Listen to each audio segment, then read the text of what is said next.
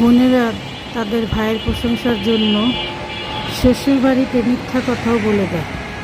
কেউ যদি জিজ্ঞাসা করে তোমার ভাই ফোন করে না, তোমার ভাই ফোন করে না, তোমার ভালো মন্দ খোঁজ নেয় না, তখন বোনটা বলে দেয় হ্যাঁ নেয় তো আমার ভাই ফোন। ভাইয়ের সম্মান বাঁচাতে বোনে অনেক মিথ্যা কথা বলে দেয়।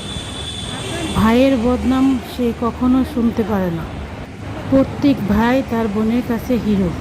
যে বোন ভাইয়ের সাথে ঝগড়া করে, যে ভাই বোনের এক গ্লাস পানিও দেয় না বিয়ের পর, সে বোনই তার ভাইয়ের জন্য হৃদয় উদার করে দেয়।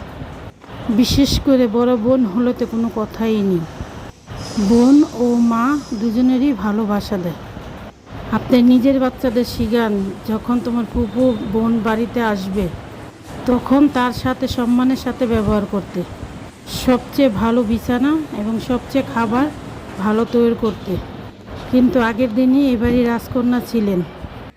বাপের বাড়িতে আবাদ রাখা তোমাদের দায়িত্ব বোন ভাবিদের। যে বোন তার ভাইয়ের বাসায় এসে সম্মান পায়, তার দোয়া সরাসরি আরশ পর্যন্ত পৌঁছায়। যার কেউ নাই তার আল্লাহ আছে।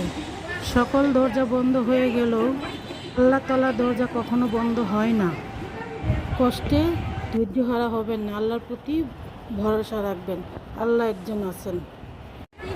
আল্লাহ যা করে তার ভালোর জন্যই করে। আল্লাহ সবচেয়ে বড় উত্তম পরিকল্পনাকারী।